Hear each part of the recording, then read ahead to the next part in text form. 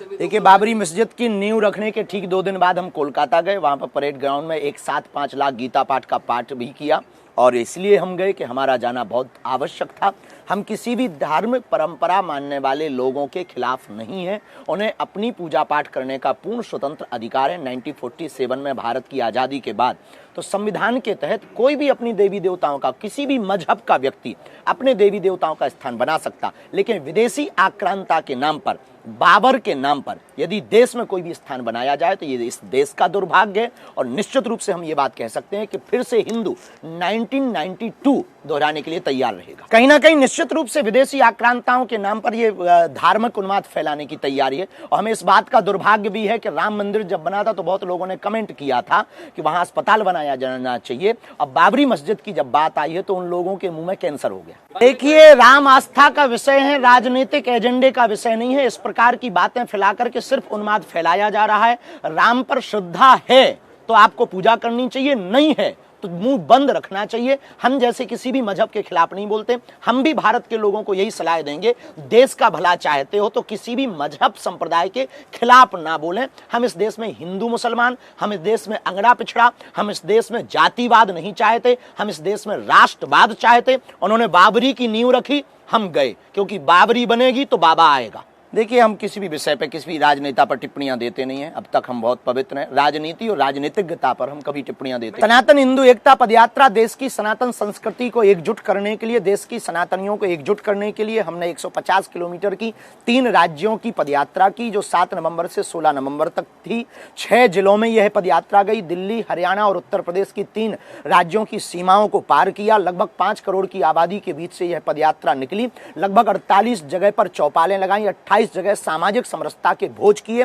हमारा एकमात्र उद्देश्य है, जब तक हम जिएंगे हिंदू, हिंदुत्व और हिंदुस्तान के लिए जिएंगे। यही हमारा परिचय है, यही हमारा जीवन है। मेरा तन मन हिंदू, मेरा रंग रंग हिंदू, मेरा परिचय हिंदू, मेरा जीवन हिंदू।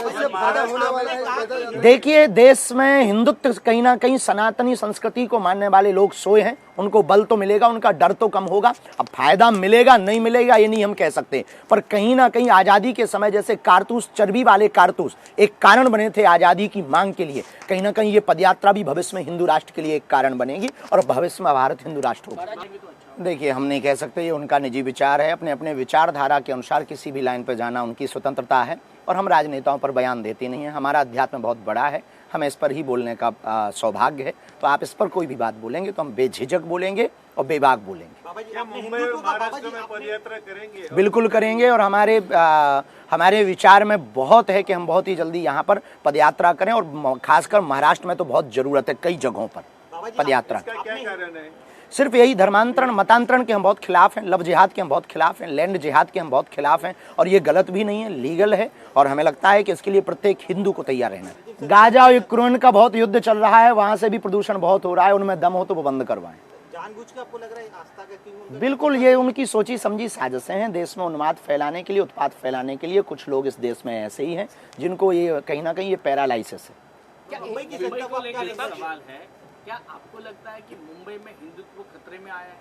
नहीं, महाराष्ट्र में कई जगहों पर धर्मांतरण देखने के बाद, जैसे जो बहुत बड़ी घटना पालघर वाली हुई थी, उस घटना के बाद ये देखा जा सकता है कि कहीं ना कहीं महाराष्ट्र में ये बहुत मतांतरण रूप से है और कहीं ना कहीं ये तो कई जगहों पर विवाद स्थितियां बनती हुई दिखाई पड़ती हैं, चाहे वो पालघर की घटना हो, चाहे वो नुक्कड़ घटनाएं हो। तो हिंदुत्व कहीं ना कहीं बहुत मुंबई शहर में तो नहीं, पर महाराष्ट्र के कई गाँव धर्मांतरण की चपेट में है। उसके लिए हम पदयात्रा करें। यदि नहीं होंगे तो वो दिन दूर नहीं है जब भारत गजवाए हिंद होगा। हमारा विचार है, कुछ लोगों का इस देश में विचार है कि वो तिरंगा में चांद देखना चाहते हैं। हमारा विचार है, हम चांद पे तिरंगा देखना चाहते हैं। बाबा जी, हिंदुत्व का जो मसला आप उठाते हैं, हिंदुस्तान एक सेकुलर मुल्क है, लेकिन आप हिंदू राष्ट्र की बात करते हैं, तो इसके पीछे क्या मकसद है? और आपके जैसे पढ़े लिखे लोग ही सेकुलर पर भरोसा करते हैं। बस आपके जैसे लोगों की बुद्धि ठीक करने के लिए हम पदयात्राएं करते हैं। हिंदू राष्ट्र सेकुलर राष्ट्र भारत सेकुलर राष्ट्र बनाया गया है, ना कि था। इसको बनाया गया है और जबरदस्ती थोपा गया है। हम किसी भी ये नहीं चाहते कि भारत हिंदू राष्ट्र होगा तो मुसलमान नहीं रहेंगे। भारत हिंदू राष्ट्र होगा तो मुसलमान भी रहेंगे और ईसाई भी रहेंगे और बहुत स्वतंत्रता पूर्वक रहेंगे, इसी प्रेम पूर्वक रहेंगे। जैसे दुबई में 72 कंट्रियों के लोग रहते हैं, वैसे ही भारत हिंदू राष्ट्र होगा। तो ये लोग कहीं जाने वाले नहीं। हम सिर्फ एक सलाह देना चाहते हैं, हिंदू राष्ट्र से शिक्षा नीति बहुत परिवर्तित होगी, और शिक्षा नीति परिवर्तित होगी तो इस्लाम धर्म से उनके पढ़े लिखे लोग डॉक्टर, आतंकवादी नहीं, अब्दुल कलाम बनेंगे।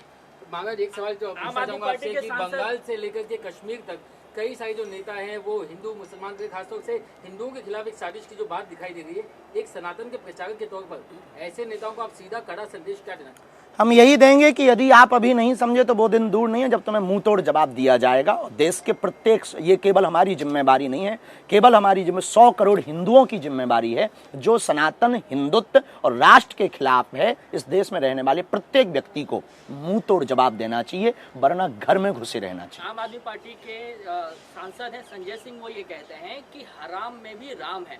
सवाल ये है कि हराम में राम देखने वाले लोग जो हैं, क्या उनको दूसरे जो धर्म विशेष के लोग हैं उनके नारों में कुछ अलग नहीं दिखाई देता है क्या? ठीक है, वो अपनी अपनी दृष्टि है राम को देखने की, अच्छी बात है। बाबा जी एक सवाल, उनको राम दिखाई दे हमारे खिलाफ। छतरपुर से, दिल्ली छतरपुर से आपने जो बांकी बिहारी मंदिर जो है वृंदावन वहाँ तक आपने सनातन के लिए, आप मथुरा में जो मंदिर है श्री कृष्ण भगवान का, उसके बारे में क्या कहेंगे, क्या लगता है? देखिए, राम लला हम आएंगे, मंदिर भव्य बनाएंगे, ये सपना पूरा हो गया। अब तो दूसरा नारा चालू होगा, कृष्ण लला हम आएंगे, माखन मिश्री खाएंगे।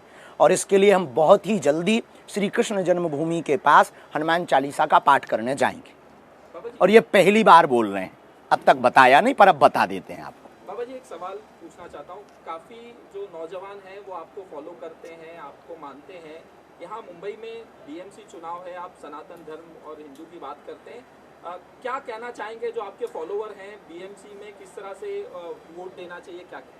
हम चुनाव पर मत देने पर कभी बोलते नहीं हैं, राष्ट्र हित में सब मत करें, सबसे यही प्रार्थना। जो हमें मानते हो, जो हमें नहीं मानते, वो भी राष्ट्र हित में मत करें, यही प्रार्थना है, क्योंकि हम राजनेता हैं। महाराष्ट्र के मुख्य प्रधान रह चुके पृथ्वीराज चौहान, उन्होंने भी एक बयान दिया था कि सिंदूर जो ऑपरेशन था उस पर भारत पहले ही दिन हार गया था।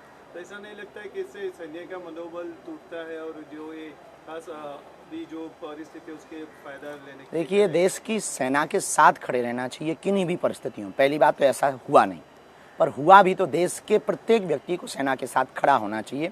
इस देश की यही सबसे बड़ी कमी है कि इस देश में लोग सेना के साथ खड़े नहीं होते हैं। इस देश में सिर्फ अपने साथ खड़े होने के लिए सेना को खड़ा करते हैं। ये इस देश का दुर्भाग्य है। हमें लगता है सेना, सुरक्षा और राष्ट्र, तिरंगा, इनके साथ कोई समझौता नहीं करना चाहिए। ये बयान या मुद्दे का विषय नहीं है, ये साथ में खड़े होकर के शिद्दत का विषय।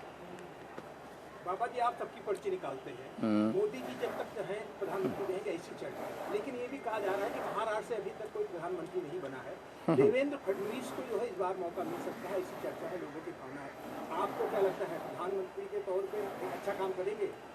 देखिए, जिस विचारधारा से वो चल रहे हैं, हम राजनेताओं पे बहुत, हमने पहले ही बोला, फिर भी आप घुमा फिरा के वहीं आते हैं। करे अच्छा हो, अच्छे हैं हमारे लिए तो बहुत अच्छे हैं और बहुत अच्छे सरलता के साथ, सहजता के साथ मिलते हैं। निश्चित रूप से कोई बहुत विजनरी बुद्धि वाले लोग, प्रज्ञा मेधा से संपन्न व्यक्ति राष्ट्र प्रधान होंगे तो निश्चित रूप से देश का उत्थान होगा। कृष्ण लला को लेकर जो लड़ाई अब शुरू होने वाली है, कब तक नतीजे तक पहुंचेगी? बहुत जल्दी ही पहुंचेगी, पर कोर्ट के थ्रू ही पहुंचेगी, क्योंकि हम देश की न्यायपालिका नहीं है। हाँ, लेकिन हम अपनी पूरी कोशिश करेंगे, हनुमान चालीसा पाठ से, यज्ञ से, हवन से, और फिर से हम वही बात दोहराएंगे, कृष्ण लला हम आएंगे, माखन मिश्री खाएंगे। श्री राजू सरोज, इनका पूरा परिवार और काका जी जो हमारे प्रिय शिष्य हैं, सब लोग मिलकर के इस आयोजन को भव्यता दिव्यता के साथ कर रहे हैं। हम सभी पत्रकार बंधुओं का, संपूर्ण महाराष्ट्र वासियों का और देशवासियों का बहुत बहुत धन्यवाद और साधुवाद कर रहे हैं। शेष ये जनता के ऊपर निर्भर है कि जनता किसको चुनती है, जिसको ज्यादा वोट मिलेगी वो विजय होगा। हम राजनीतिक एजेंडे पर, राजनीति पर कभी कोई बयान नहीं देते। हमारा काम सबको एक करना है, हमारा काम सनातन का प्रचार करना है, हमारा काम हिंदुत्व को मजबूत करना है। जो बहुत स्वच्छ छवि के हों, जिनसे देश का, नगरपालिका का, नगर का, प्रदेश का भला हो, उनको मतदाता मत दें ताकि उत्थान हो और उन्नति हो। देखिए, हम किसी को डिमोटिवेट या किसी को मोटिवेट करने नहीं आए हैं ना, हम राजनीतिक एजेंडे से आए हैं।